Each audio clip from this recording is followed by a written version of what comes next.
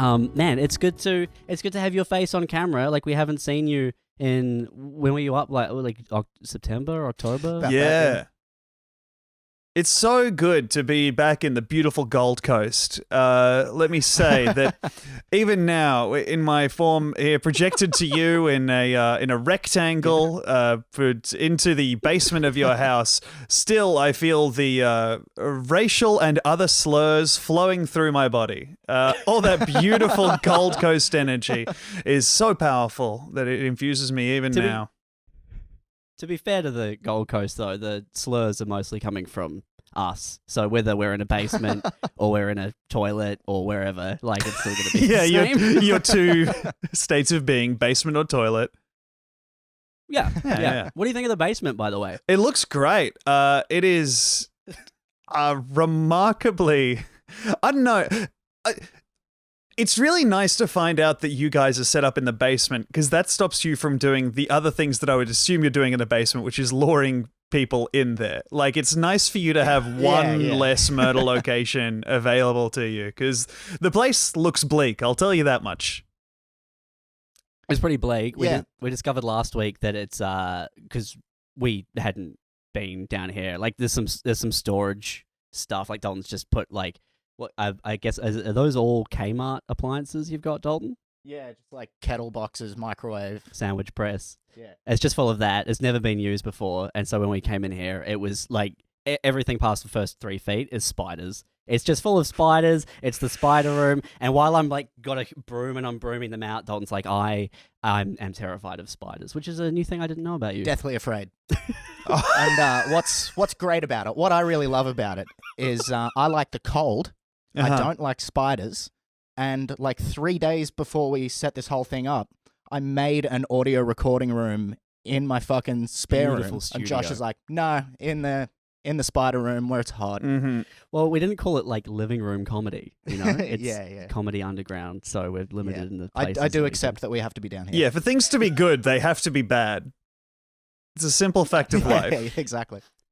Yeah, I mean, the spare room, like audio room recording studio is not a good backdrop, you know? It's nice, it works well, it's very functional, but in terms of backdrop, like look at this. We got rafters, there's more spiders. Yeah, don't be hitting the rafters, you idiot. Oh my god, we got this big pile of wood, and look what happens when you stick your hand in it, you just get fucking scarabed up like the mummy. Oh my god. Oh jeez, sorry. But yeah, it's good to actually, like, the difference between seeing you and just talking to you on Facebook Messenger. It's beautiful, man. As soon as I saw your face, I was like, oh, man, Tom's back. I know. I've missed him. I had like a casting thing today for an ad, which for some reason they're still making ads. But genuinely, me and this like casting director just stayed on the phone for like a minute or like a few minutes afterwards. She was like, "Do you want to see my dog?" And I was like, "Yeah." She got her dog, just held it up to the laptop. I was like, "Hello, Obi," and she's like, "Oh, there he is." And I've got a cat too. I was like, "Oh, good. Show me the cat. Just so nice to see someone's face. Oh man. Yeah, people are totally losing their minds. Yeah, like the self-isolating thing. Terrible. It's terrible for everyone's mental state.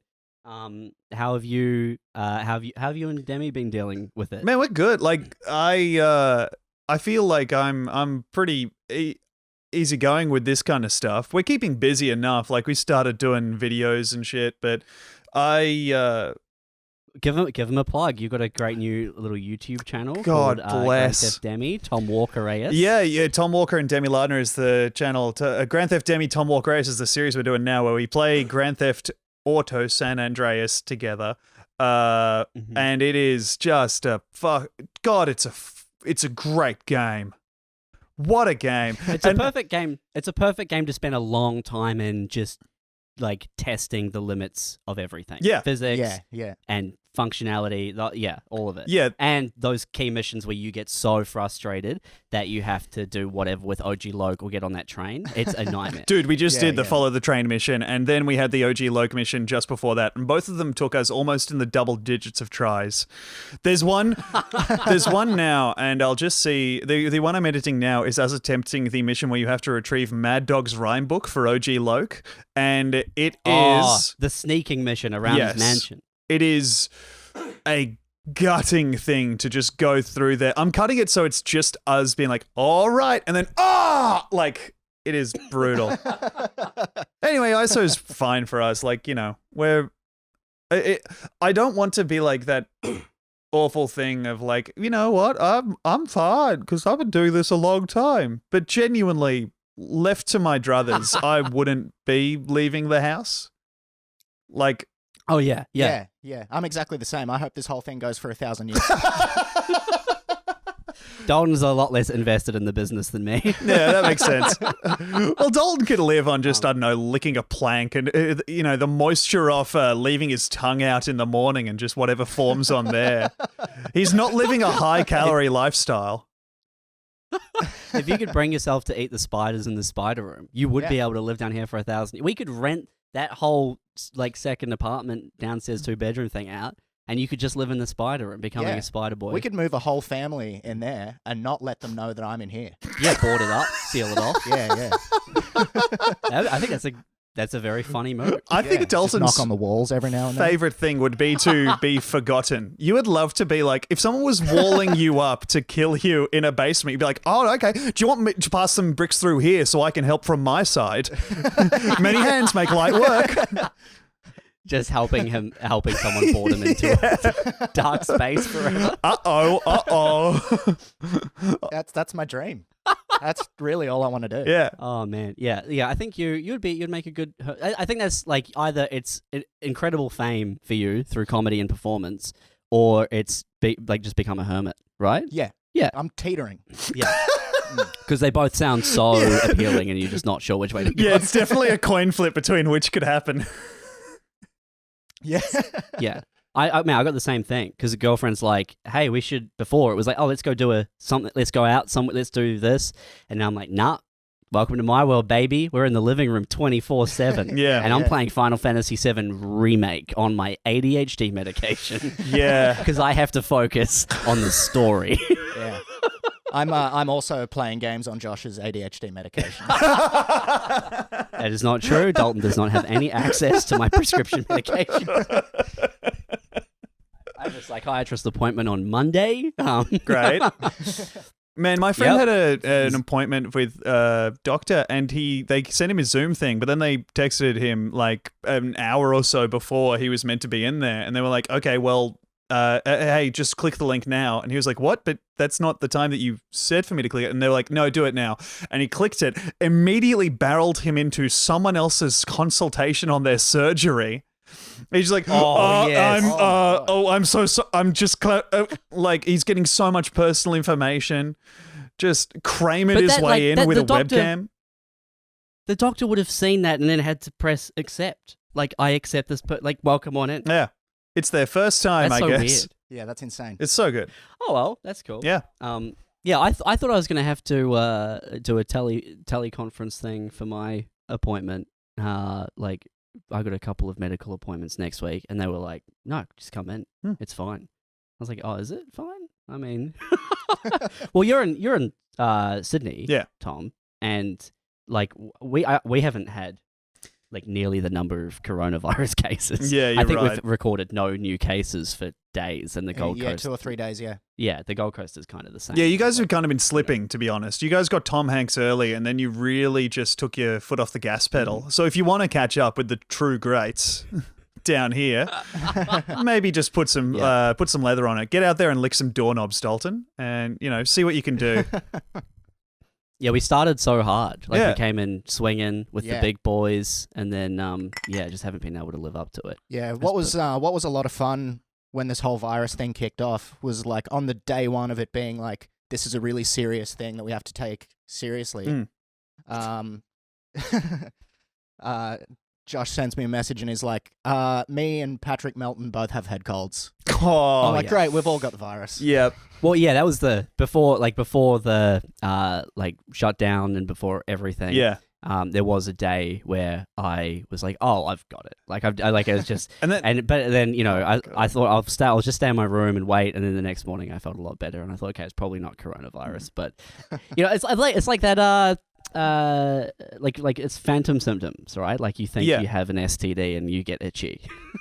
Yeah. You know when you always think you have an STD? You wake up thinking about I have a specific story that related. That's not an ongoing phobia of mine. That was a situation specific. No, I have the same exact thing where every between 1 to 3 months, I'll think that a sore is growing on my penis. And it goes away only when I take... my brain is so smart that it only goes away when I take my anti-herpes medication. Oh, right, so right. So it's like a whole phantom thing. You've got this placebo going on, it's and so your brain's crazy like, what the brain can do. Yeah. Just concoct a whole illness. Yeah, and a whole recurring illness that, I don't know, partners get mad at me about for not disclosing. I'm just like, okay, I guess you didn't know I was crazy. I'm sorry for being nuts. I'm the Joker. But how did I guess how does Sydney feel? Like, does it feel more because I mean you guys have like a ridiculous number of cases and have had a ridiculous number of cases, mostly stemming from a cruise ship of all places. Yeah, thank God.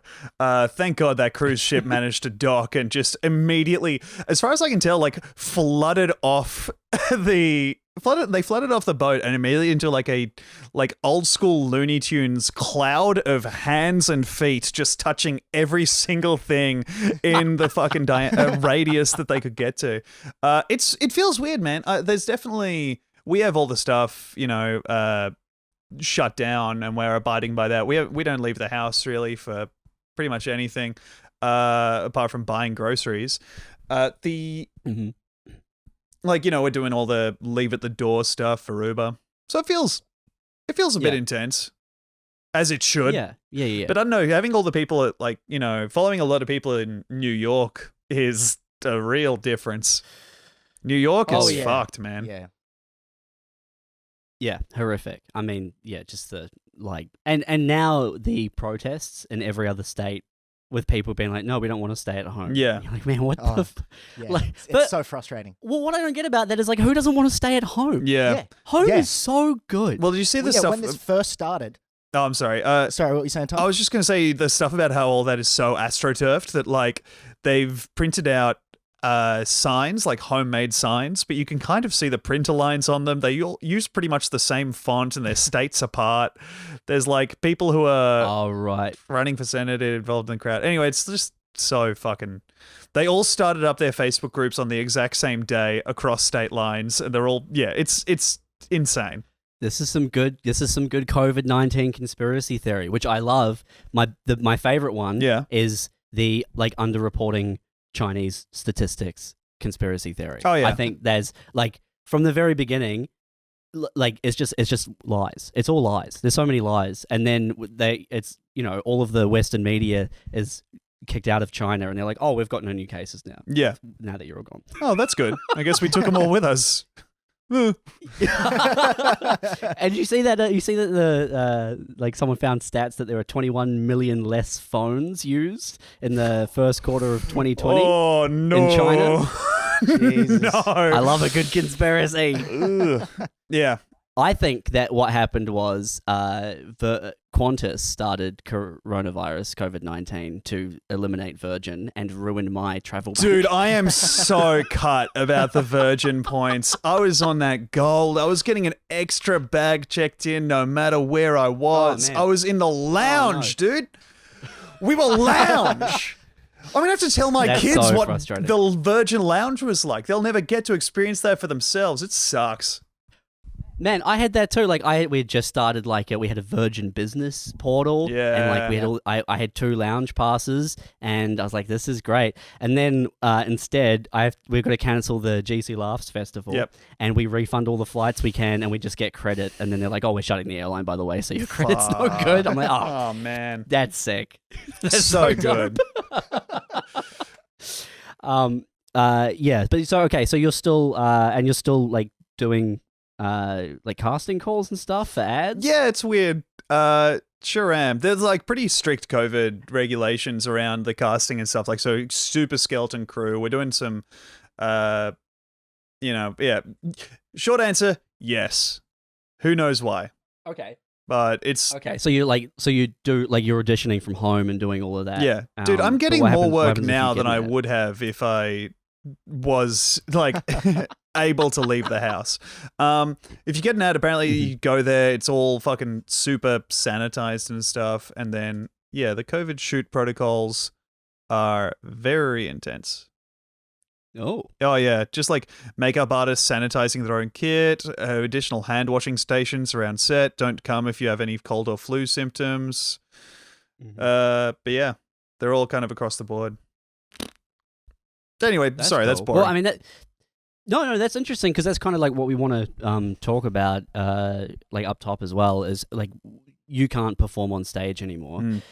Fortunately, you're in a great position where you have a podcast with Demi, bigsofttitty.png. Yeah. You're streaming and doing YouTube stuff. Obviously, the ads and like casting for stuff is going well, which is sick. And additionally, you have an Amazon Prime special coming out on the 1st of May. Yeah. Which looks sick, by the way. Thanks, I saw man. a couple of little promos for it. Looks great. Yeah, that's really exciting. It feels almost very. It feels like I imagine it would have felt having your birthday on September the 11th. Because I'm like, yeah, I'm really excited for the thing, but I'm gonna tamp it down a little. Like, it's not about me, but it does look sick, and I'm really excited for that to come out.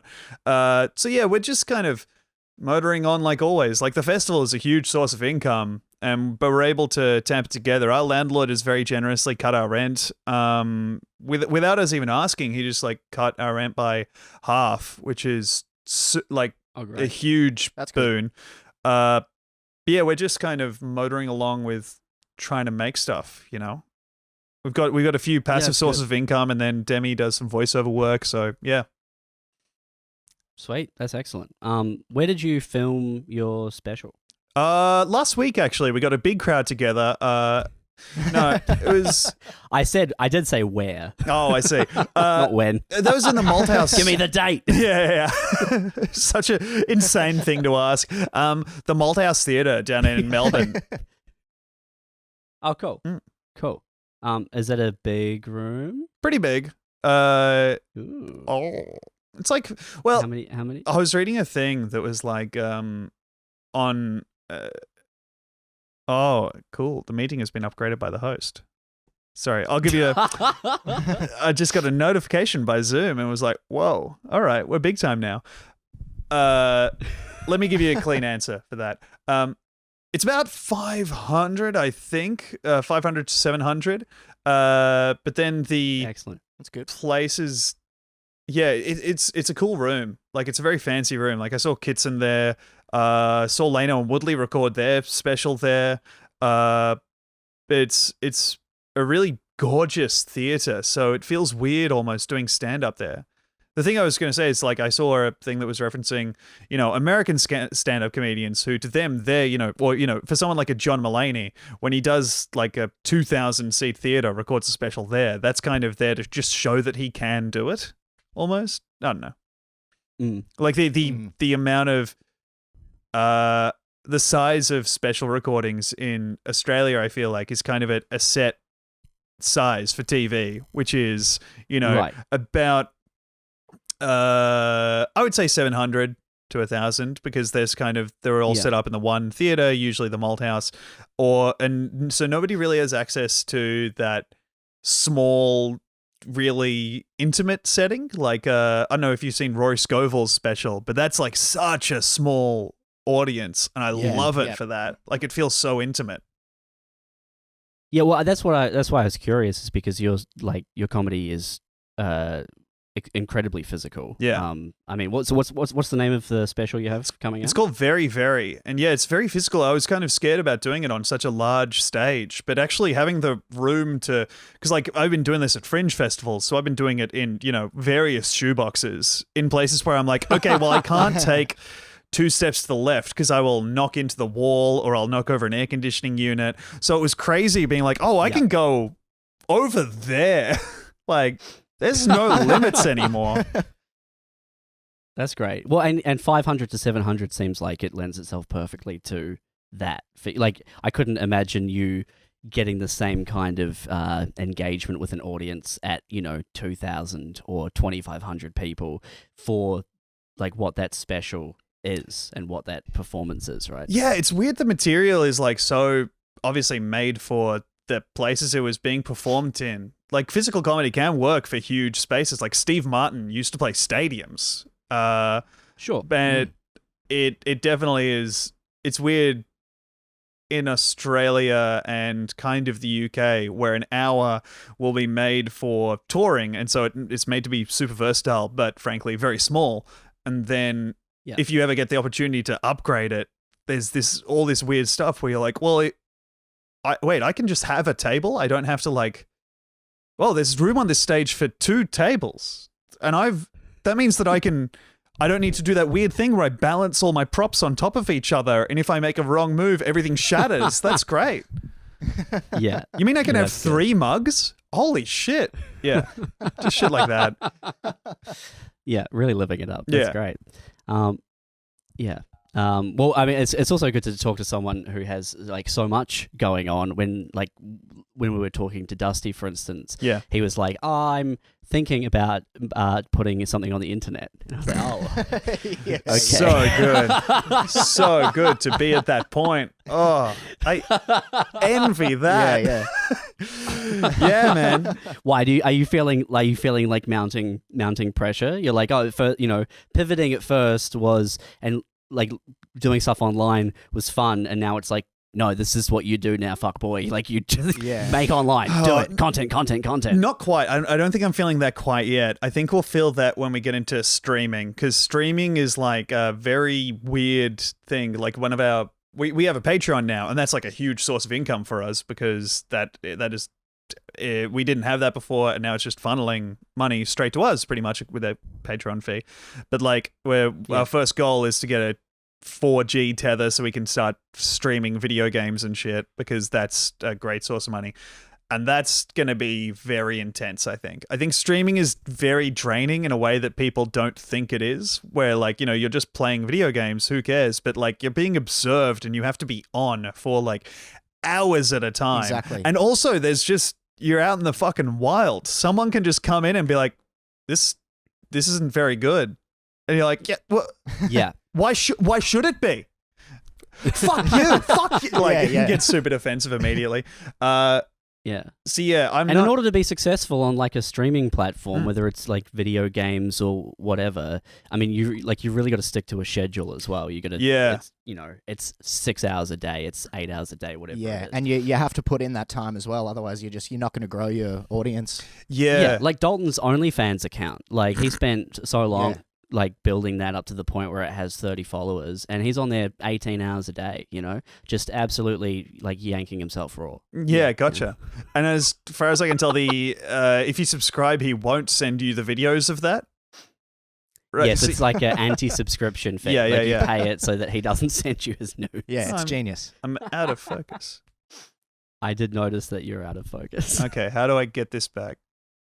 What? I don't know. I'm not too sure. Do you want to? We'll take a second. Wait, I'll if you stop wanna, video like, and restart your then video. restart it again. Yeah. Yeah. Yeah. There we go. Hell yeah. Yeah. Well, I mean, yeah. There's quite a challenge that you're like venturing into streaming, I suppose, because it's not evergreen content. It's like it's work. It's constant work. It's clock in, clock out work. Yeah. It's a weird thing because like, I don't know, the thing that I enjoy online, I don't really watch many streams, but I watch some, but the thing that I enjoy online is like created content that's kind of really worked hard on, like I don't know if you know, but like the McElroy family doing like Monster Factory, or a lot of the Polygon web series that's like stuff that's worked on and isn't just like watching someone do something for hours. Yeah, like Funhouse or like Donkey or anything like that, where it's like, here is a video. Like, that's the video. You go watch it. It's 6 minutes long, and there's 8 million people watch it. And then here's another one in 3 weeks, kind of thing. Yeah, exactly. But with streaming, it's just like, all right, well, I guess just kind of out here to cultivate parasocial relationships with people, and that seems so weird, man. So what you just want to connect? Is that the goal? I guess. Like, I just want to be like, all right, well, tune in and watch your friend me.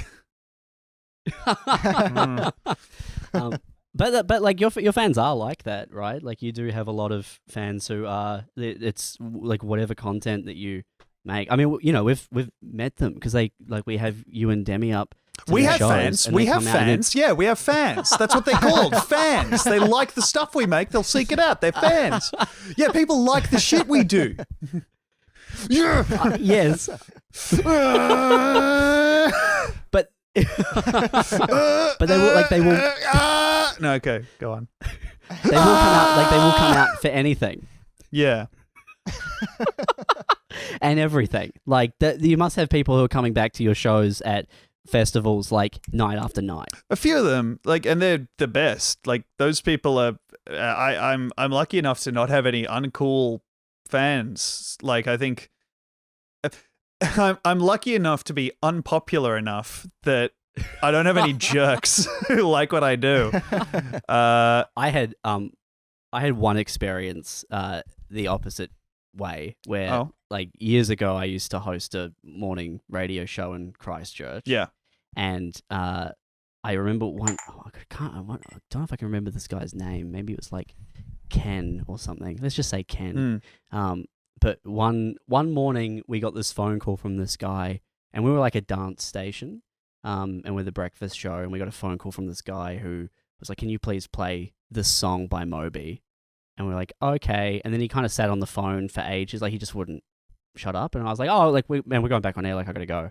And then the next day he called and did the same thing, and it happened over and over and over until it wasn't like, "Oh, he's calling." It was like, "Oh, he's calling every minute the phone's not on the, like off the hook." Like he was just calling constantly, and it went from being like, "Oh, can you play Moby?" to like, "What are you two doing today?" Like, so creepy. Yeah. Until we had to get a police officer to go around to his house because he would like not stop. Yeah. And that's legitimate stalking.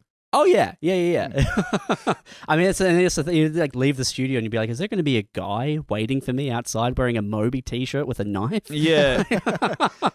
Radio's scary, crazy. I think.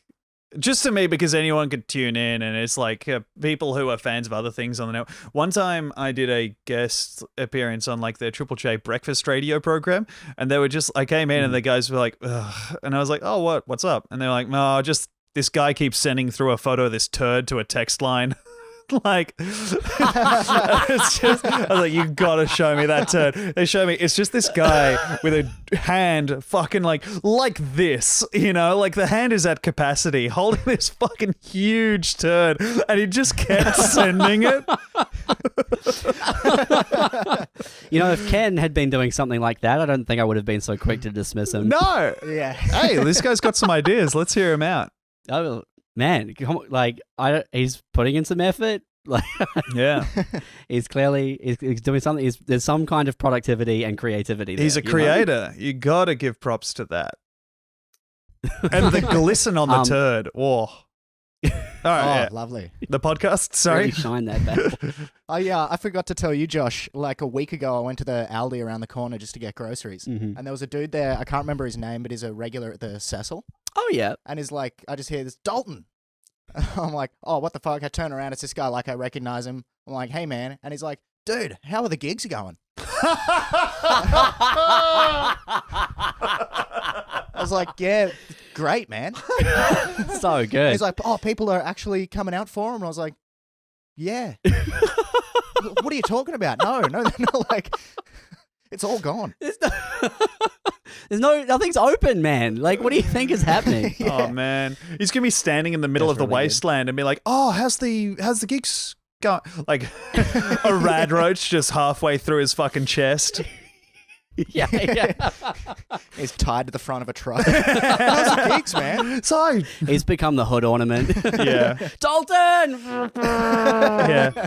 No, man, I'm kind of looking into some other work as a blood bag. I heard them refer to me as. Yeah, I've become a horn. Yeah. It's pretty cool. Oh yeah, right. Oh, Um, what would be great, Dalton? so- Sorry. Can I just get No, please you go. let me get one last riff in. What would be great? it, be a little riff boy, Tom. What would be great, Dalton, is for Mad Max Fury Road to come out, but instead of the man playing a guitar on top of the truck full of speakers, it should be you doing crowd work as people just charge into battle. Just you fucking bungee cords on you. So, what's your Sad Max Fury Road. Yeah.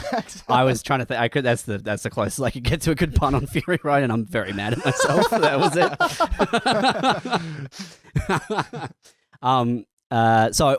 Outlook for Tom, if we're shaking the magic 8-ball, positive, which is nice. That's good. I'm glad that you're leaning into the isolation thing.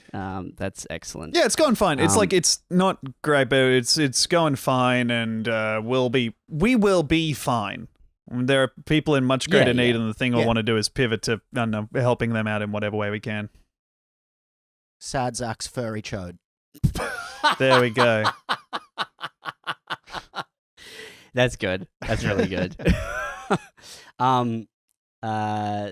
So going back though, I think that's really where the gold comes from, because we weren't always in entertainment, and even you, Tom, a seasoned performer such as yourself, you weren't always in entertainment. Yep.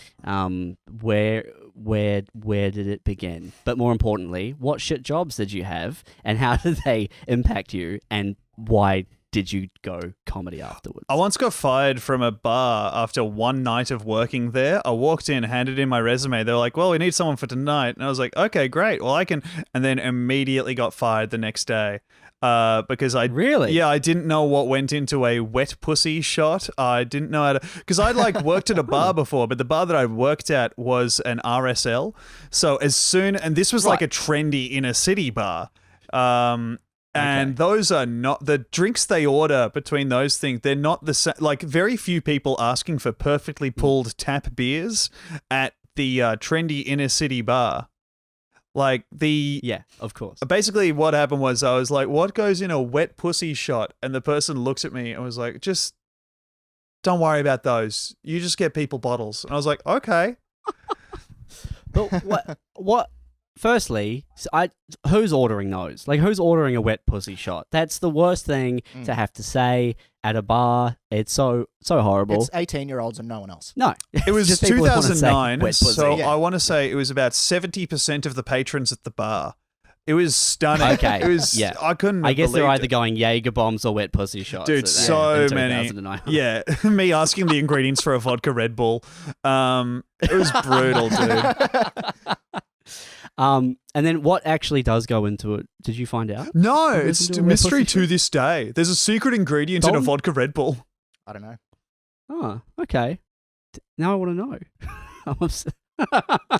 I mean, I wish you'd never been fired because you had known the drink and you could tell us now. I but wish. That's fine. We'll look it up on our own time. Yeah. Good. Was it you, Tom, who discovered the Gold Coast cocktail at Yes, it the was. Gold Coast iced tea? Yeah. Yeah. The Gold Coast. What goes in that again? As far as I can remember, it was rum and the energy drink Mother. And those are the two ingredients. And it's $15. Yeah, and they had the fucking gall to put that on a cocktail menu. That's so good. A Gold Coast cocktail really is just any other cocktail with the energy drink replaced with Mother. Yeah. That's 100%. It was so good walking in that place and seeing a cocktail menu, because I think there's a rule of thumb where if any cocktail menu is one A4 page laminated, it's probably not going to be 100% cocktails. There's going to be a lot of, well, we've got a beer, but we took a piss in it, so you can have that now. Yeah, any cocktail menu with clip art, the price is going to be a lot higher. Oh, than yeah. and effort you've got going into them. No, this one's a Tui's new, but it's $18, and we do it in a little glass. So yeah, bar. How long were you doing bar work for? That was on and off for about 2-3 years, I think. I've mainly worked at the uni bar. I've got some gigs over there, the place where I was going to uni, Sydney Uni, And then I got precluded from continued employment at the uni bar because my friend, the comedian Michael Hing, when the manager of the bar, which he worked at, said to him, "Oh, your friend Tom put in a resume today. Is there anything I should know about him? He seems good. I was thinking I could give him a hire." And Hing said, "Oh, yeah, he's great. Except one thing is, he told me once in high school that he took 3 days off school so he could suck his own dick." And just to clarify, I did not do that, and I did not tell Hing that. Hing chose to lie, and as a result, I did not get that particular job or any further shifts at Manning Bar. You can catch Hingers on Triple J for Oh, breakfast. it's gone from strength to strength for old Hingers. Man, so he's really stepped on some skulls to get there, hasn't he? He's such a piece of shit. He's a best friend, That's so but funny. god damn it, it's just an inveterate liar. I mean, a very funny move though. Very Oh. funny. What were you at? Yeah, sorry. Sorry, go on. No, I was just going to say I so was just gonna funny. ask what you were at uni for. Oh, I It's did very arts, funny. Very man. I did arts. I majored in English. I didn't read a book in full since past my first year. It was disgusting. I just got into comedy at uni, and so I just got obsessed with that and just neglected my okay. degree to such an extent. But Were like you a also, Spark Notes guy? Is that the name of the? Is that the website? Sparks Notes. it was. Yeah, but yeah, I wouldn't use SparkNotes. I would use. I basically am a good enough bullshitter that I can get the general sense of a book or read through its like major hits and then construct something off that, or pick like an article, whatever. But yeah, I wrote a lot of stuff about books that I did not understand. Just like sitting in tutorials, like holding there and just listening into everyone else's points and then being like, well, that person's dumb and their point is wrong. But with those facts that I gleaned from it, I can now have an opinion on the book. Yeah. Yeah. Honestly, what would probably be a lot harder than just reading the book. Yes. Dalton, you were a literature guy in uni. What were you studying? I was doing like screenwriting, but also literature and poetry. Yeah, that's right. Dalton's a big poetry boy. He's lots of poems, lots of knowledge about poems. You actually shared with me what is now my favorite poem, which is what is that one? Sitting on a hammock, Lying in a hammock at William Duffy's farm in Pine Island, Minnesota. which is a great poem, and you should look it up, Tom. Everyone should look it up. It's a because great poem. It's the bleakest poem I've ever read in my life. It's so good. Hell yeah. It's so good. For no reason too. Like I know. It's just a poem of a sad man from the perspective of a sad man. Sounds like it was written by a sad man. It's a very sad man. it's a fucking banger. I love it. High praise for poetry. Well, if you ever want a very relaxing, chill poem, Hippos on Holiday by Billy Collins is a really nice one. Okay. Yeah. That's good. Hippos on Holiday. I'll Yeah. check that one out. Maybe it's- to offset. It's a great 1-2 punch. If you want to have an upper and a downer, the hammock poem and the hippo poem really go hand in hand. That's great. But Dalton, were you a Spark Notes guy instead of reading the books you were supposed to read for university? It depended on the book. Like I'd always give the book a crack. Yeah. But if it's like What you were know, the all ones you those, gave up on? Like The Monk. Okay. Anything that was written by someone who was gonna die of sepsis at age 32 Yeah. Right? in the 1700s, I couldn't read. Yeah, of course. Did you ever give But then, Ulysses? Oh, sorry. Oh, Ulysses? Yeah, Ulysses, I've started 16 times, same. and I get 3 pages in, and I'm like, I have no idea what's going on. It sucks, man. I did the same thing with the movie Deer Hunter every couple of months. I'm like, I am going to watch Deer Hunter. And then I put it on and I'm like, I've seen this factory before. And then I turn it off. Yeah. Josh just weighing in like, oh, you guys tried reading Ulysses a lot. Oh, yeah. I've never actually found out if Spot gets to the park. It's Hey, whoa, hold on. Hold on. Deer Hunter, I feel, is, I guess you could go Citizen Kane. But still, in film terms. yeah. I actually finished the books that I download on Audible, so Whoa. I don't have any of these situations. Oh, imagine Ulysses on Audible. That would be Oh man, yeah. audio Yeah, book form. James Joyce, who wrote Ulysses, also wrote this unreadable thing, like a novella called Finnegan's Wake. Mm-hmm. And it's just a really good line to drop when you're bombing in some sports bar. Just be like, oh, this room's harder to read than Finnegan's Wake. and just watch a whole room of people go, what the fuck's this guy talking about? Dalton often plays to the back of the room and then to the one person who's also went to university and studied literature. It seems like Dalton's playing to the back of another better room. You know, you're an optimist. I understand that. You're playing to the room you wish you were in. Just packed full of professors. Yeah. Making points, telling truths. I did, one of the last gigs that I did before we all locked down was at a open mic poetry night at Griffith University. And I stuck that Finnegan's Wake line and it fucking crushed. You found it. You've done it. Yeah. That's really good. I feel like your material strategy is have one line that crushes for every demographic you can find. So that's cracked your aging academics or young students demo. And now you've got your tradie stuff. You've got your 3 14-year-olds up the front of the gig. It's powerful stuff. So you did did either of you graduate? I didn't. You didn't graduate. How close were you to graduating just before I was supposed to graduate once, and then I got all this correspondence and shit, and they were like, oh, some courses that you did in the first year don't matter anymore, so you have to come back and get those credit points again. How fucked is that? And then, so I went back and did it, filled those points, and they were like, yeah, sweet.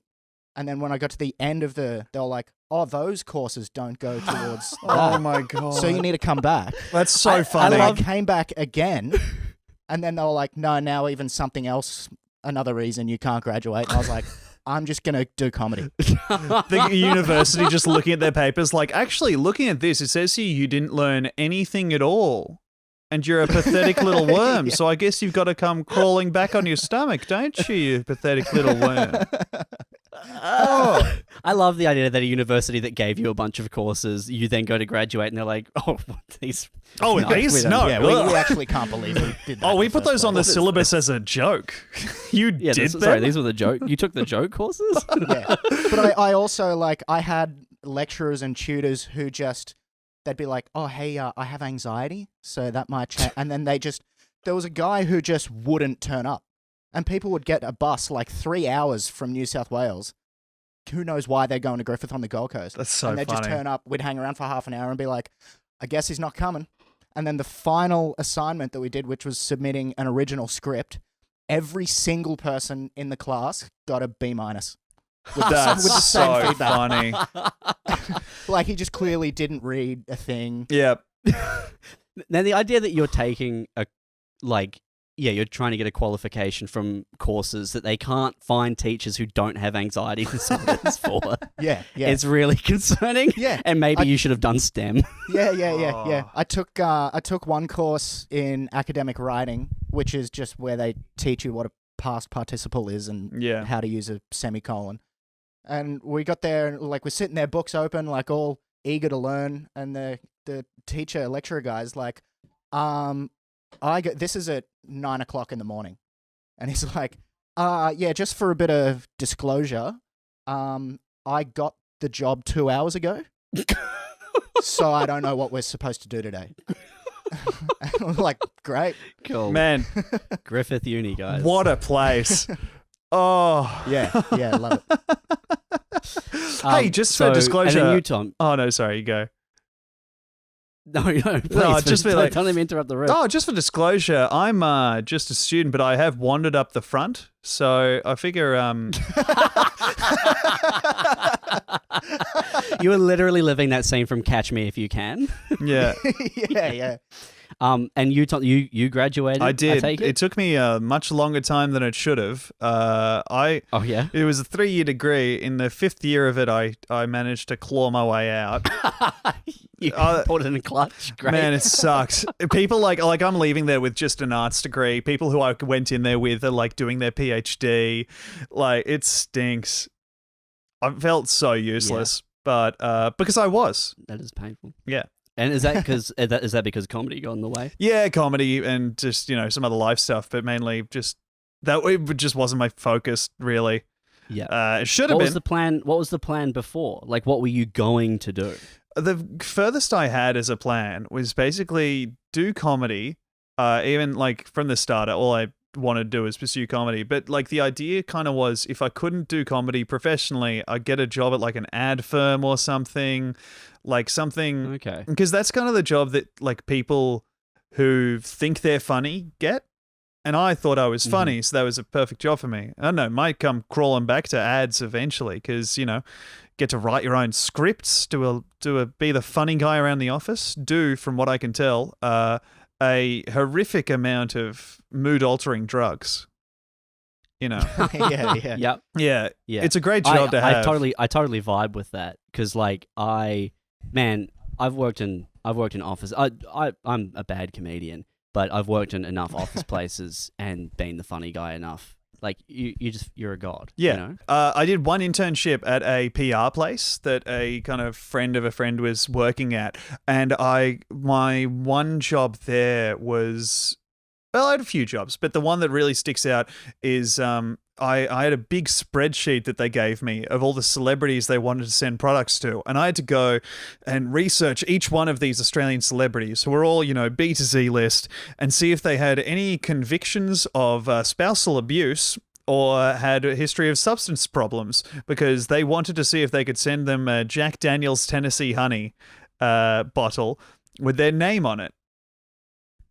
Oh my god! So just the bleakest fucking life, man. Just being like, well, the guy from Good Charlotte, he's sober, so probably not him. And what was the hit ratio? Like, how many of them were you able to send stuff to? Hey, think about showbiz, more than you'd hope.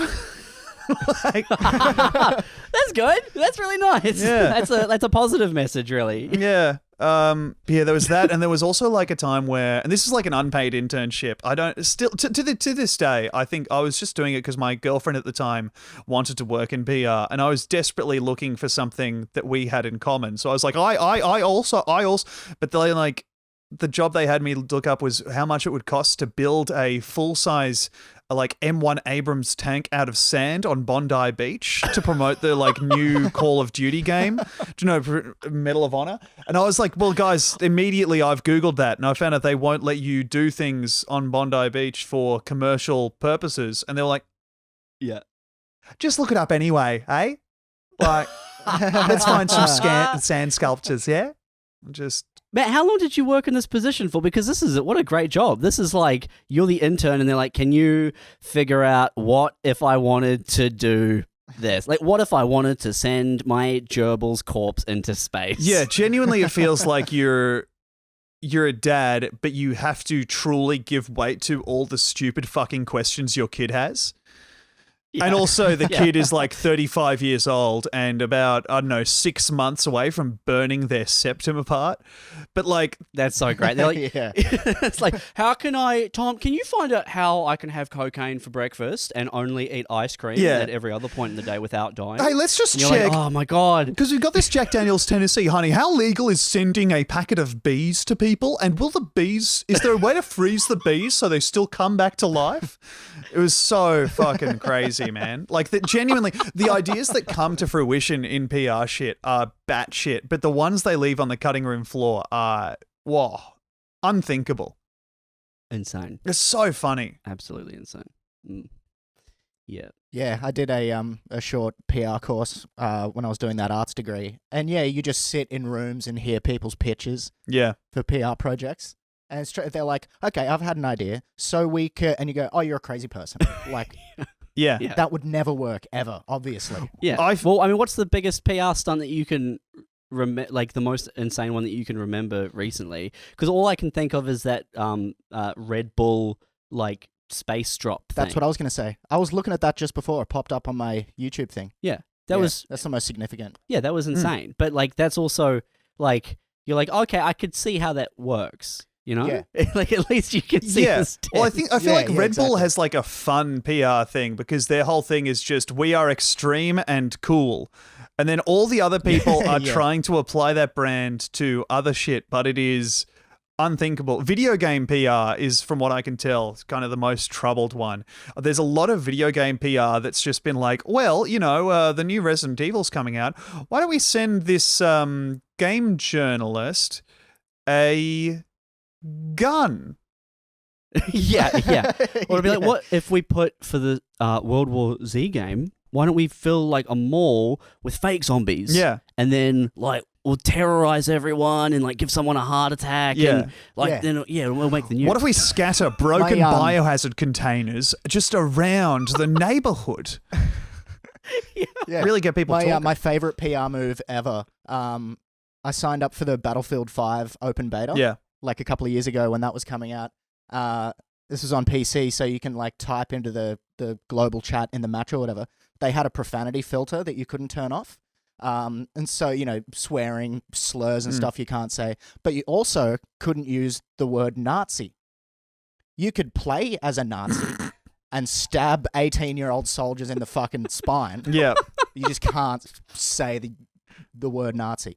Yeah. Yeah. What I liked about that game as well is that you could be a Nazi and then you could also be like a black woman Nazi. Yeah. They were like, yeah, you do what you want. Oh, this doesn't seem right, but yeah, you could select Nazi. I'm playing for the Nazi team, and then go into the chat and say I am playing a Nazi, and you will get kicked for profanity. That seems like a real home ground advantage for the Nazis also, because it means that anyone playing on the Allies who wants to be like, oh, Nazi over there, immediately booted. Like, yeah, like the Battlefield filter just kicking in and be like, hey, let's have a little bit of civility over there, okay? That's an Axis team member that you're about to shoot in the head. Oh. So you did the PR stuff, and that was like during. Were you? That was while I was at uni, uni, and it was like one. Eventually, they were like, "Hey, we don't feel like your heart is in this." I was like, "Yeah, no, it's not. This is so dumb." Yeah, and so you're gigging at night, I take it, the whole way through. I didn't really start from what age? Yeah, well, so from like 16 or so, I started doing improv, and I was a strong improv guy. I was never really a stand-up guy until like I got back from clown college, and then I started doing the open mics. But till then, I was just like at uni doing the standard truly dog shit uni comedy where you're like, sorry, I guess I'm just a bit freaked out. I want to go back in my Pokeball. Like you just reference something and like it's crushing. I'm busting out the big ones. Oh my god, this crowd is harder to read than Finnegan's Wake. It's like, yeah, got him. Yeah, it was brutal. So I was just doing improv and stuff. when did you end up going to clown college? Fuck, man, I can't remember. I think it was like 2000 and it was after I left uni. So it's just going from strength to strength, man. Arts degree to clown college. It was a Col Philippe Gaulier, which is like a place run by a very strange old French man. And I'd seen a show by Dr. Brown, who I thought was fucking incredible. And that was the only thing I knew about it was that he went there. So I wanted to go there after doing a workshop with him. And then like you look it up online and its website, which I was just looking for before. And I think they've let their domain lapse or something because I can't find it.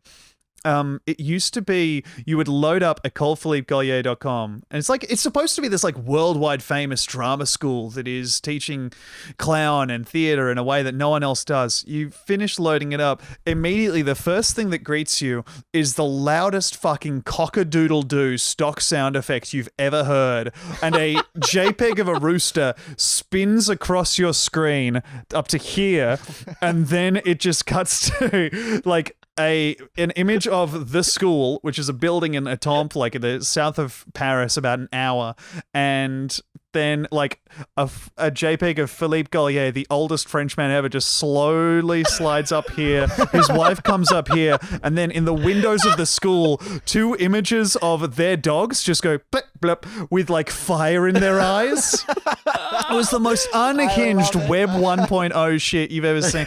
So good. So good. It was GeoCities. Like the guy was making so much money. I assume he just got like, I don't know, a weird student that they had once, and he was like, I love it. This is the perfect distillation. It was so good.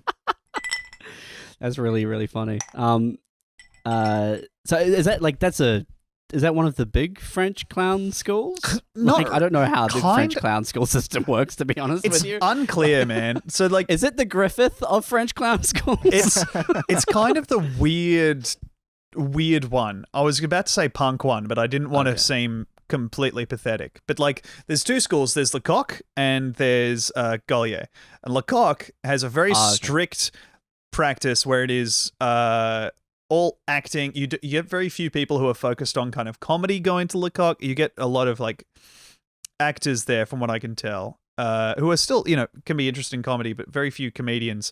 And at the end of the first year of your course in Lecoq, they cull half the year. Damn. Yeah, wow. So you can just be like, hey, you don't get to do the second year. You are not good enough. We don't think you'll get anything from it. And you just have to leave. And That's crazy. And that's how you become a sad clown. yeah, it is brutal. you just walk out and it's going. It's your big shoes. so brutal. Yeah. Everyone's getting a lift to the airport in the same tiny car. You're putting their skills to use. But like Gaulier accepts. None of them can cry, but they're spraying their little their little flowers are crying. Yeah. Mixing salt into the seltzer water to give it that authentic tear. Yeah. And then Lecoq just accepts everyone at any time. Like if you want, Gaulier just accepts anyone at any time. So you can go to Gaulier for like 3 weeks, 4 weeks, however long you want, and you can leave whenever. And it's much Do you less. get a bit of paper? Yeah, you get a tiny bit of paper, but it has a real. I think that it's just printed like it's LaserJet. Right. Like yeah. You're not showing it to anyone. Yeah. Even if Lecoq is run by like a group of people, École Philippe Gaulier is an old man and his wife. Mm-hmm. Yeah. I have looked him up before because you've obviously told me about clown school a little bit before. And he looks to be very well respected in a like crazy savant kind of way. Yeah, he's really good. And every day we would be like, am I just in a cult? Because I spend so much time trying to divine the meaning of what this man is saying. Like you'd hear people being like, I think he said that I was unfuckable on stage. Does that mean that I should like wear different things, or should I just try and bring a different energy? And it's just like, no, he just didn't like what you were doing. He thought it was shit. And it was. Yeah. Yeah. Oh, that's funny. that was a weird 2 Yeah, years. that's great. 2 years. I was going to ask how long. 2 years in France at clown college. Yeah, man. And what did that? What? I still can't get my head around this because it's so far removed from something that I would do. Yeah, but you're a reasonable person. Why? Well, yeah. Well, but like I have a cousin who was doing a law degree, and halfway through he was like, "No, I'm going to become a circus performer," and now he does like the big hoop. Oh yeah, I love that big hoop. Yeah, he's all about that big hoop. Hell yeah. He and to rub it in my face, he came to the Gold Coast 1 year for like a buskers festival. Oh yeah. And stayed with me in my spare room and spent every day cleaning up at the beach. Like, man. He'd come back with his hat and it'd be like, oh yeah, like $800. And you'd be like, what the fuck? What? Yeah. For what? You just spin around in a big hoop wearing stupid pants. Yeah, but you gotta, I mean, he's making a lot of money, but the money that it takes to send that hoop places, the money that, you get, you have to pay for your dignity. Yeah, he showed me how the hoop breaks down, and one time he had one of his big hoops stolen. And Get that man! Whiz, whiz, whiz, whiz, whiz. A giant Edwardian boy poking it down with a stick. He was standing uphill, so someone just came along, got in it, and rolled away, and there was no way he could catch him. No, yeah. That sucks, man. But why? What made you want to clown? I think it was, I loved solo performing. Like, I think it's the best, and I did then. But I'd only ever really done improv, and when I tried to do stand-up, it kind of sucked. Like, it was just boring. I was trying to be so many things, and then I saw Dr. Brown do clowning, which is kind of it's a hard word to get around because it sucks. Like, the word clown immediately is a word that you don't respect at all. But I saw him do this show. That's built in. Yeah. Right. Yeah. So, like, maybe to circumvent that, I saw this show where this man was silent for an hour, and it was like, I want to say it was beautiful, but just to follow that up, it was fucking funny. Like, it's the most I've laughed at something, probably up to that point in my entire life.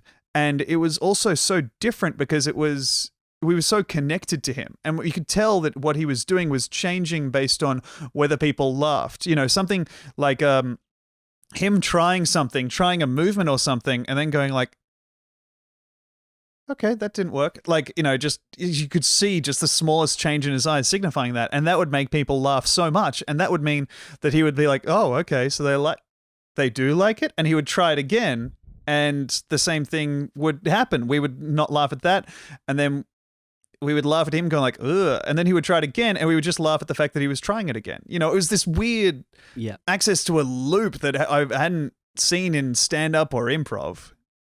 And I was like, oh, I think I could do that better than I can do the other shit that I'm trying to do. Because improv is fun, but like it's done once and then it's over with, and that's it's very ethereal. Yeah. My friend kind of ruined improv for me, David Cunningham, a very smart and wonderful comedian and story writer. He kind of, after watching a very good improv show once, and he was like, the thing about improv for me is that it's very good considering. I was like, oh. Yeah.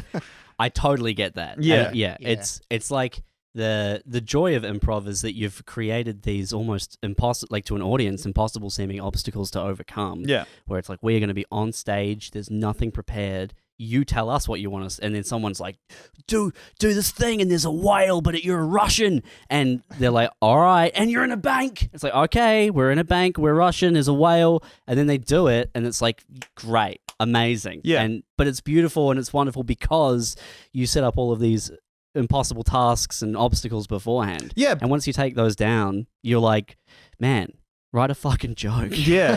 And even with that, the stuff with improv is, once you're really good at improv, I think some of the skills translate to other things. Like, long form stuff where you just get a very loose basis for something. Like, there's guys in the US who just do a system where they come on stage and just look each other in the eyes. They don't get a word from the audience. They just look each other in the eyes and then slowly start building something from there. And there, the joy is just watching the interplay of two people and their chemistry and these people being funny on stage together. But like, I was kind of depressed at how little that could build to, especially in Australia, where there's not the market for kind of a UCB graduate to go on a sketch show or what have you. Yeah. Well. Yeah. That is a difficult thing for improv. And I mean, improv's like wonderful. It can be so funny, and I think it's so good for people, for performers, even if you're not a comedy performer. Oh, like for if sure. you want to learn about the stage and timing and all of these other like elements, like improv is like throws you in it. It's like do it every time with no script until it feels completely natural. Yeah, I agree. So anyway, that's why I wanted to do clowning, because it was different, and I loved the way it made me feel, and I loved that you could do. There are no rules in stand-up, but that was like, oh, okay. But if you do this in stand-up, there's truly no rules. Like, I would, after I got back from clown college, I would just get on stage and do nothing. Like, I would just be completely silent, just like connect people. And then if I felt that the energy was dying down, that's when I'd start to speak. But I'd try and not speak for as long as I could, because there was something different, and it was great. When I finally got like, an open mic set where I did good and I didn't speak the whole time, I was like, well, great. It was just me adjusting the mic stand the whole time. Yeah, it was fun. Great. That's great. So 2 years in clown college, and Yes. then you come back to Australia. Oh, well, I mean, what was France like for you? It was good. I never learnt French, which is bad. Okay. School's No, that taught is in good. English. I don't think you should. Okay, good. Yeah. I don't think you should learn that language. You're right. Is there a more useless language? Oh, listen, there's a few. Who speaks it? The French? Well, French Canadians. But yeah, the France is cool, man. The thing they don't that doesn't show through in all the pictures is how much that city, Paris, truly reeks of piss. Just Man, that's true for like Toronto. That's true for any Mm. city with like a population density high enough. I remember like getting out of the subway after landing in Toronto yeah. and walking up to street level and going, "Oh, wow, okay." But this is people smell. I guess it's different because at least in Paris, I was like, oh, I'm in a postcard. But the postcard smells so bad. Like, right by Notre Dame or whatever. And rest in peace, Notre Dame, after that terrible fire. The worst thing that has happened up to this date. Right by Notre Dame, if you fucking make the mistake of breathing through your nose rather than your mouth, you are getting blasted with ammonia. Like, it smells like a fucking litter tray. It's so crazy. And then they're like we just sat by the canal and, we're having a lovely picnic, which is one of the nicest memories I have. But we would just watch as men would just piss on the street across from us. What? It's a Why? barbaric. They're barbaric people. Yuck. You told me once that your lodgings in Paris were less than enviable. Yeah, the school is like in a small town outside of Paris by about an hour on the train. So it's like, it's in a place called Étampes, and we were in a place that, it was fine for what it was, but you had to get like cans of gas from the supermarket and then take them back. And then, the hot water didn't really work. So you'd just kind of put water on and hope. But we had 2 rooms. The main thing that made the lodging not great was that one night I got drunk and threw up on the blanket and then just balled the blanket up and threw it on the edge of my bed. And I slept in the kitchen, and that stayed there for a few weeks. And that was not Who are you great. staying with? My friend Steve, who was a deaf man. To this day, the funniest thing I've ever done is one day Steve, who wore a hearing aid whenever he wasn't in class, or whenever he was in class, but took it out usually. One time he was in his room, the other room, and I was in the kitchen, which was my room, and I farted, and it was loud enough that he from the next room was like, "What did you say?"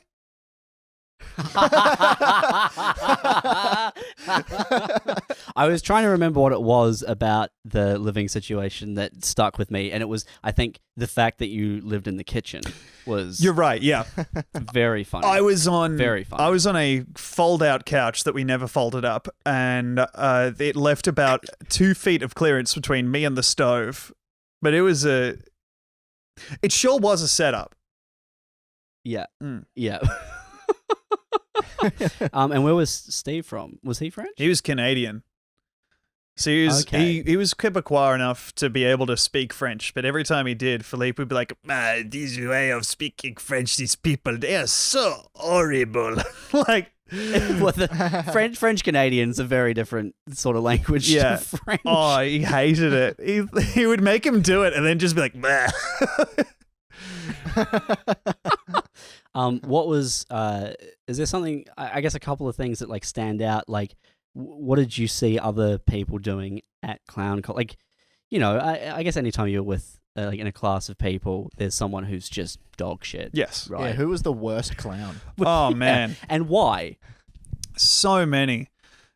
There was one guy who was a Hungarian acrobat, and he was probably the least funny person there, in part because he was so good at being an acrobat. Like, he was a great.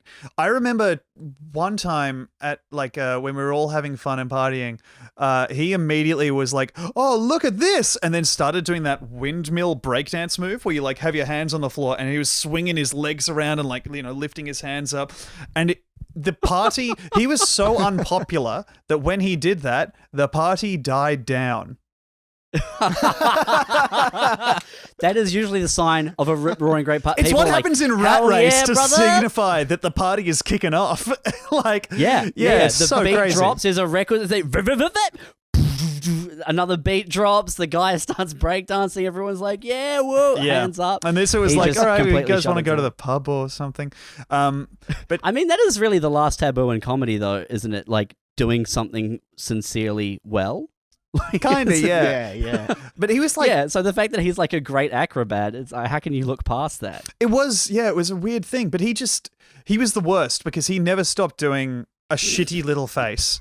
And that's a problem that a lot of people had when they were coming from things that weren't like acting or whatever, is being very disingenuous on stage. So you would get people who came in. There was a lady who was like trained in mime from another school. Yeah. And every time she was on stage, she would go into mime. And what she would do was, her face would immediately go from like, normal face to like children's theater smile. And everyone would be like, ugh. Like it's so upsetting to see and it's so fake. Especially when, she's like, nothing lands and she's like kind of trying to be like, oh. And then we're furious at her again because she's not letting us see that she's affected by it. Like, it's like, yeah, well, if what you're doing is so bad, please stop doing it. But the Hungarian Acrobat Yeah, exactly. was the same way in that his face could just, every time he came on stage, would default to what he thought was a funny expression, And it never changed across like fucking 2 years. Every time he came on stage with clown, he'd just be doing, Oh my god. So people don't get kicked out of this school? No, they can stay as long as they want. It's so crazy. Okay. And the reason that kind of happens is because Philippe doesn't usually give prescriptive advice. He just kind of is like, well, that's bad. Don't do that. We hate when you do that. And you have to understand that we hate when you do that. So stop doing that. Do something else. And for some people, they don't. They find it very hard to find something else.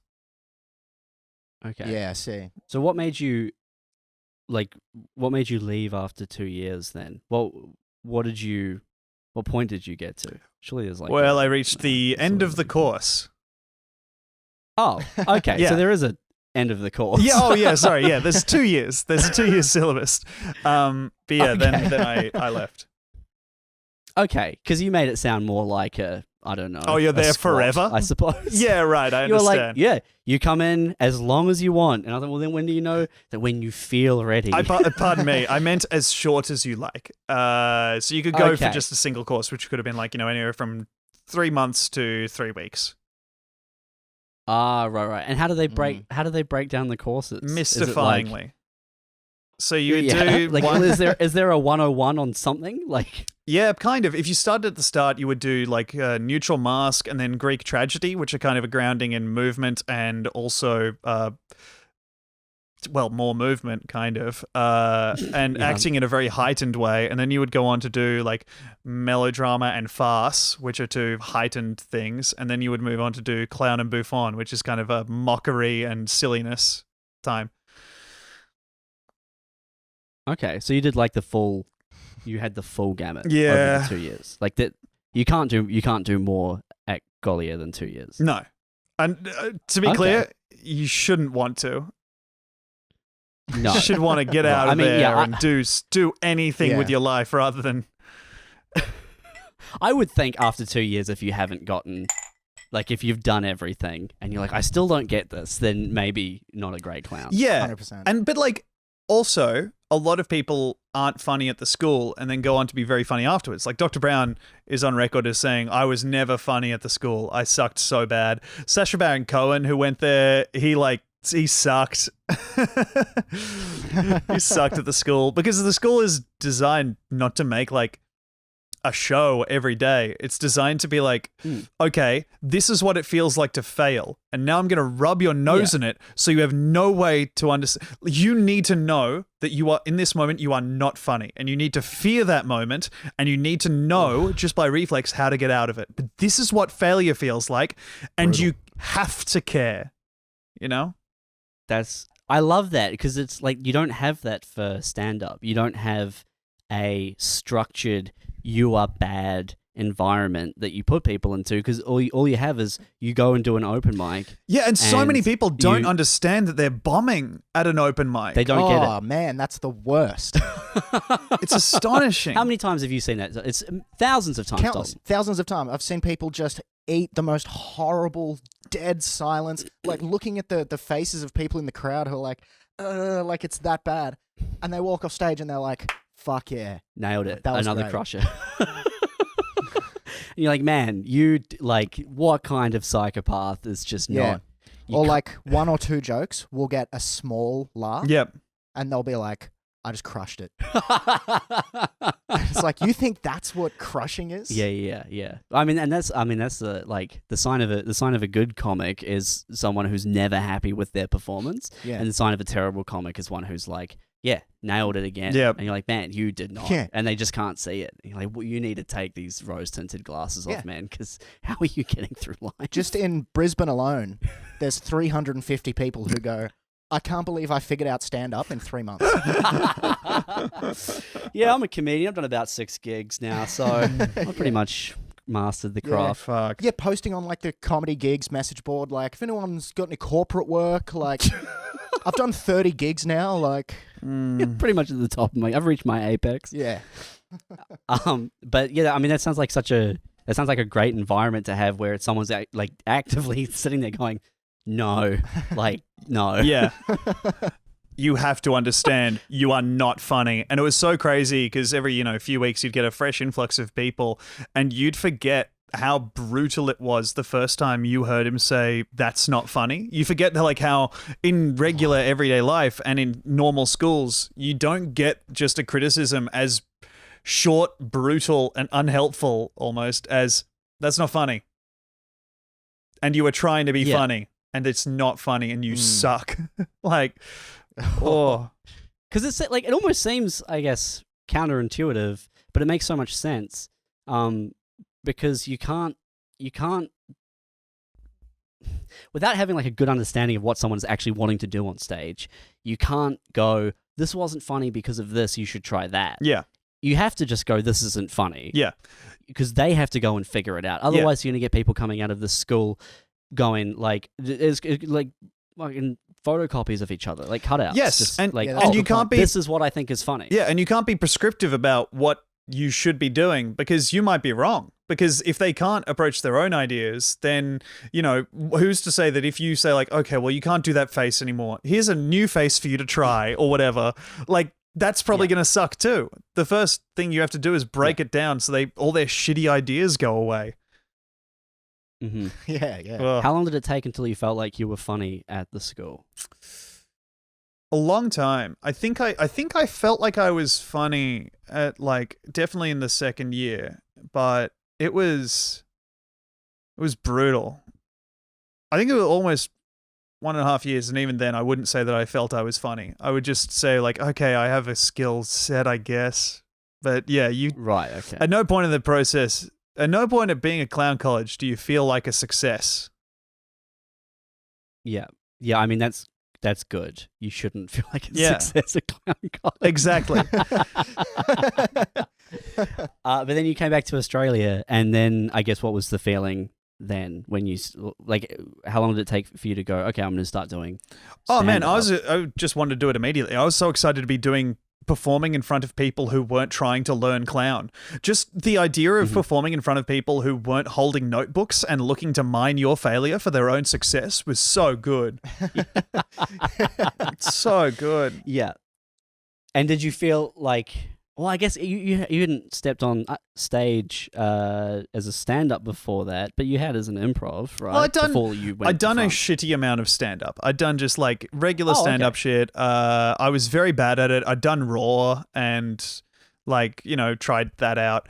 But I'd always been doing kind of like trying to rip off, I guess, Patton Oswalt, you know? Yeah. And then I kind of said goodbye to speaking for a little while. Started speaking in a weird voice because I just started doing that one time after Clown College. My first show, like when I did it in London, when I came out at the end, it was like, hey, thanks for coming, guys. People were like, wow, because the whole show I would be performing like, yes, there is.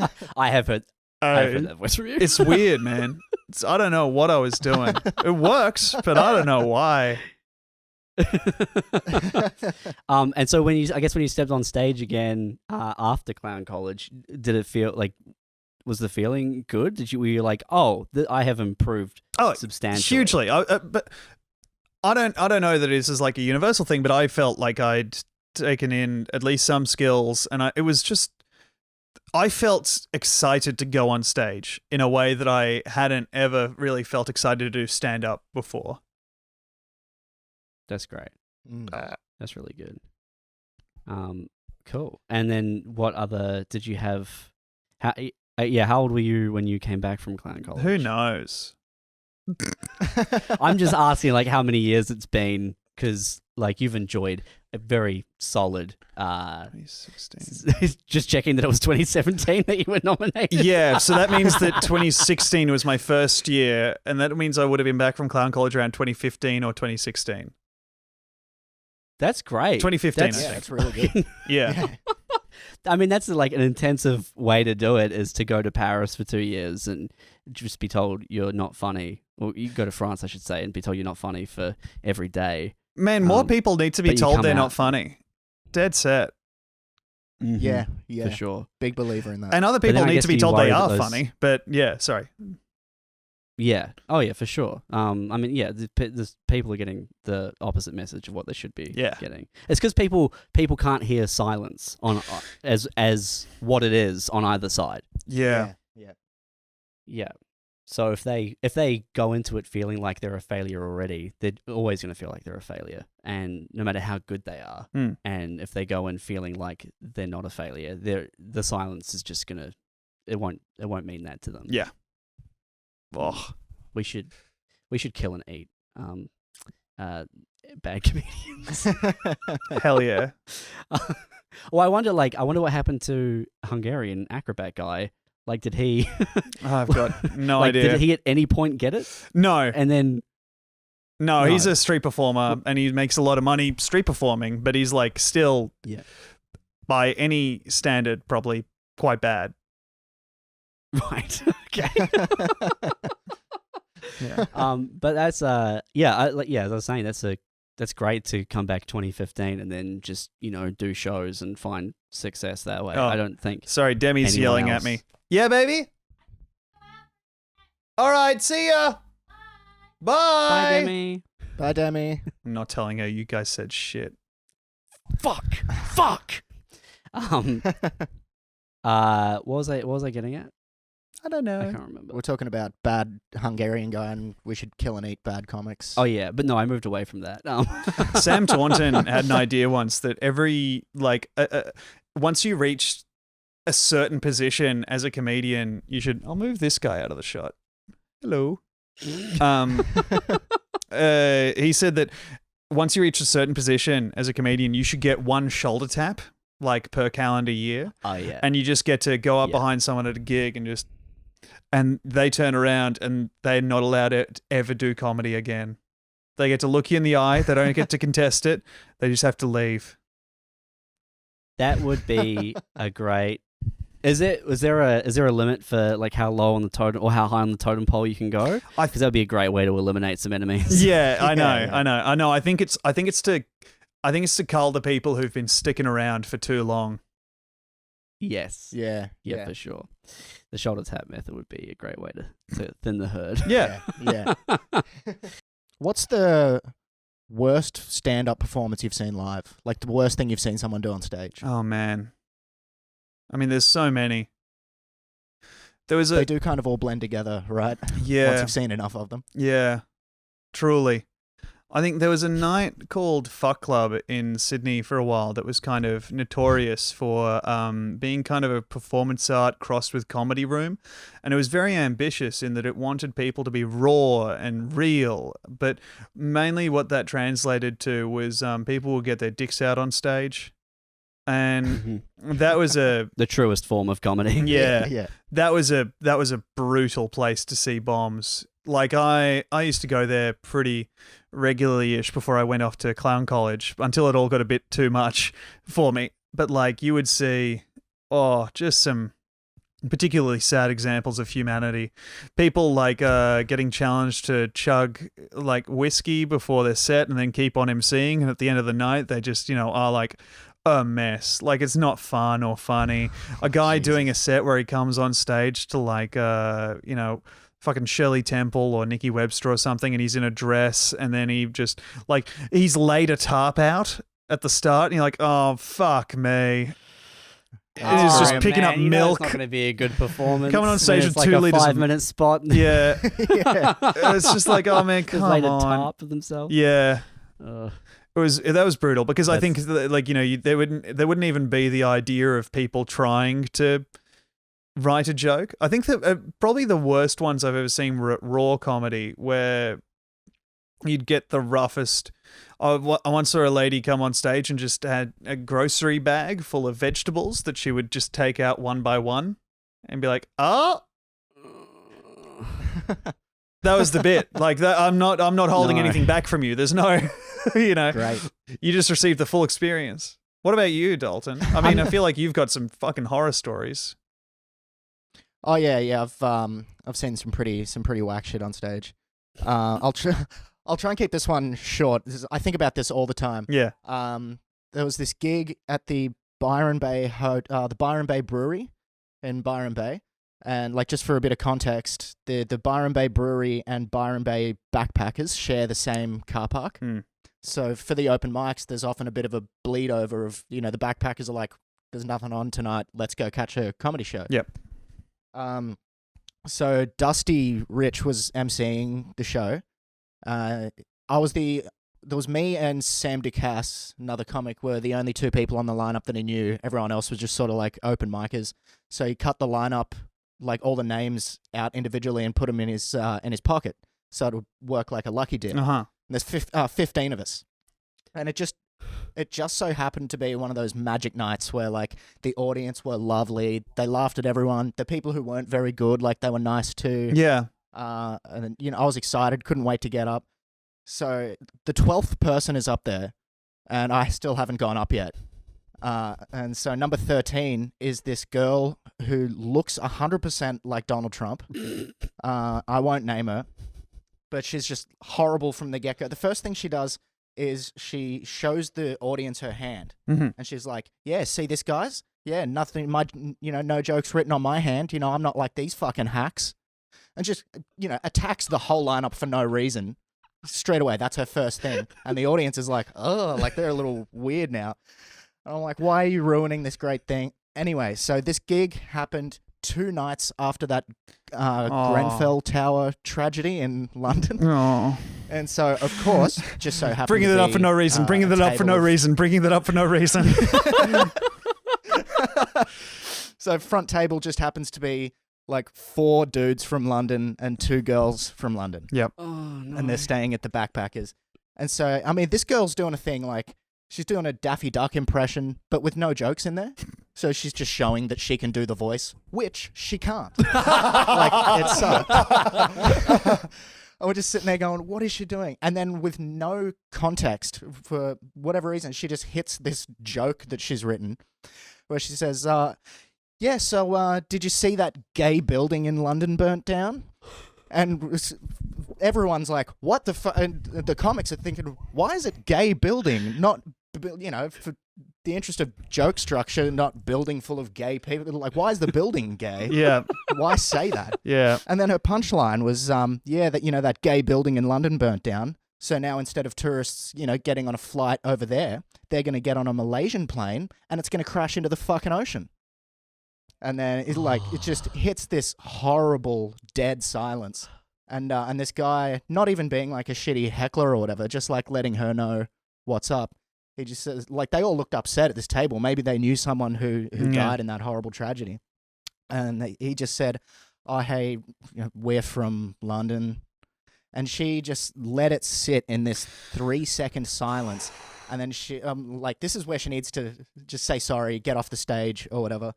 But no, what she chose to do was lean into the guy who had said, we're from London. And she said, you're a stupid pack of fucking cunts. Oh my God. And yeah, I swear to God, like 12 people from the audience stand up and leave, like walk out of the room. So she's starting to walk the entire crowd.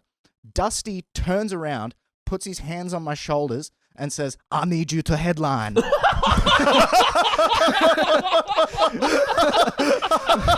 I'm like, no, fuck no.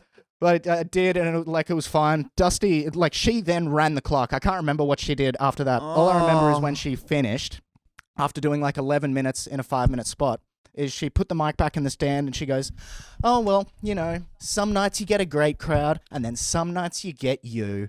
Oh my And then she God. just walked out. Dusty, like, even went for the handshake because he's a great guy. And she just ghosted past him, didn't do the handshake, just walked out. I thought, I hope I see her 1,000 more times. Yeah, I think in just over 5 years of stand-up, that's probably the worst thing I've seen anyone do on stage. That's horrific. Yeah. Oh my Yeah. God. That's why we need like, because so many people think that comedians are just unnecessarily mean to each other, but it's because of that. It's because you can go to an open mic and anyone can just get up there, and without some kind of like self-regulation, like within the ecosystem, like you need some bigger fish to come along and eat the smaller fish. Yeah, Otherwise exactly. you end up with a group full of tourists being called cunts by a crazy woman in Byron Bay. Yeah. God damn, dude. Whoa.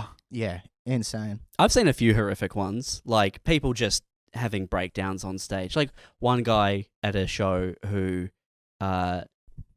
started off crazy and just went dark crazy, and then it's like talking about his friend's suicide and reading his I remember that. reading his notebook and stuff, and you're like, man, you're not well. Yeah. Like this, you shouldn't be here, man. You need to talk to someone. Yeah.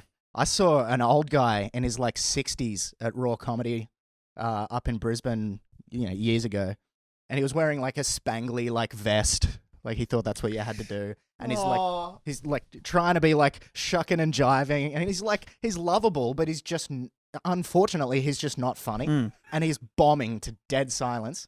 He gets like the first flash thing, so he's got a minute left. He tries to finish up, no laughs.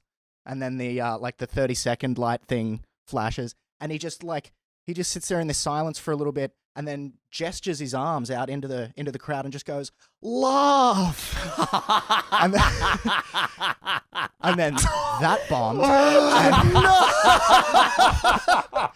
Oh, you poor man. Yeah, and he just walked off stage. It was heartbreaking. Laugh. Oh no. What was, to turn this around real quick, Tom, what was your worst? What's the worst you've felt on stage or coming off stage? Oh man, so many. Probably one of the first ones is the same year I did my first solo show. I did a duo show with my friend Zach down in Adelaide to between 3 and 5 people a day. In a 60 to 80 seater room. Yeah, it was brutal, man. We were doing a duo show. That's like the audience numbers we deserved. We hadn't really written it. We were just like, yeah, we'll just find the fun. No. Anyway, at one point, there were like 5 people in the crowd. There were 3 like artists who we'd met before and were nice. They were enjoying it well enough. And then there was there was an elderly couple, and they were in the front row, kind of just off to the left, a bit in front of the speakers. At one point in the bit, I was like, oh, I'm sorry, is everything okay? Because the lady was just doing this, like holding her ears, and she was like, It's too loud. And I was like, okay. And so I walked over to the laptop and I turned down the volume on the laptop. And I'm like, is that, but it's just two fucking idiots on a stage. Like the laptop's right there. I can just do that. And it's like, okay. At the end of it, we're like, I finish up and I'm like, okay, well, I just had this inkling in my mind that my parents, they might know my parents because my parents were like, oh, we know one or two people down in Adelaide. Maybe they'll come and see you. And I was like, don't tell them I'm down there. I don't want that. Anyway, I'm like, at the end, and I wish I hadn't asked, I'm like, do you know my parents? And the lady was like, yes, but don't worry, we won't tell them. So brutal. Don't worry, we won't tell them. That's probably, Dude. yeah. That was a hard bomb, dude. That is rough. Had your parents seen you perform before? No, I'd forbidden it. Oh, man. Oh. Well, and I mean, up until now, when you've got a Amazon Prime special coming out and they're finally allowed to watch you. Yeah, they were in the audience for the filming. They've seen me since then, but I was just like, I was in my head, I was like, I know I am not a good comedian yet, and I don't want you to come and see me fail. So bad. Which is, again, another great instinct, really. Yeah. That's It's important to have. That's the difference between you and the people featured in Dalton's story. Man, so many people get into comedy and they're immediately like, everyone come watch me do my stuff. It's going to be great. But no, you can't burn those friend credits early. You got to keep them. Here's a sweet trick.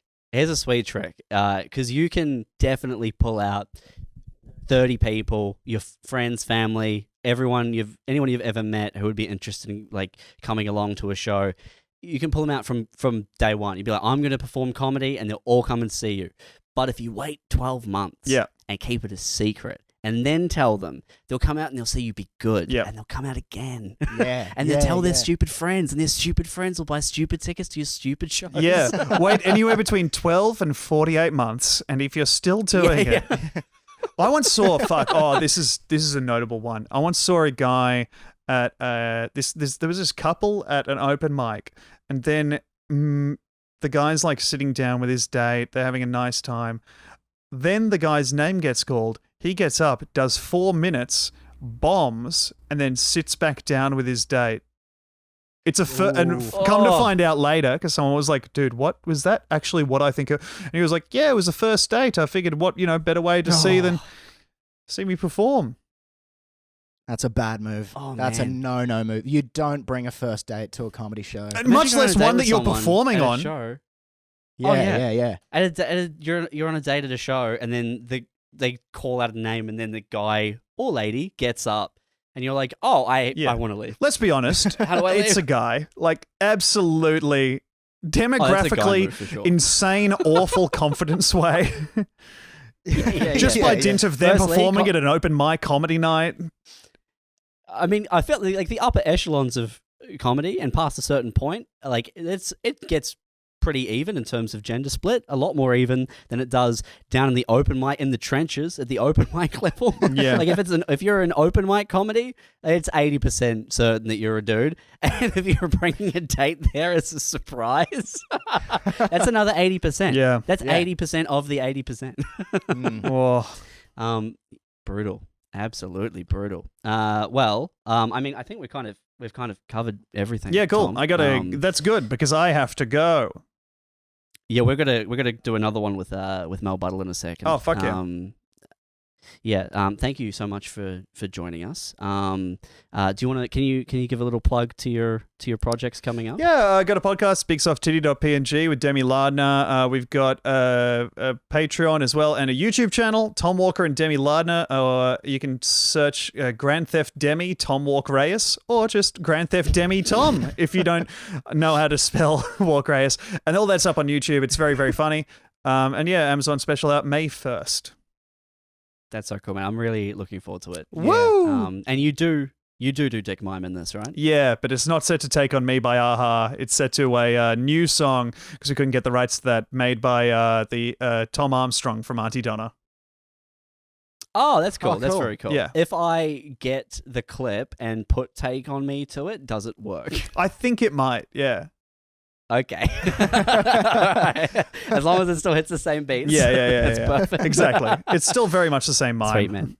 All right, sweet.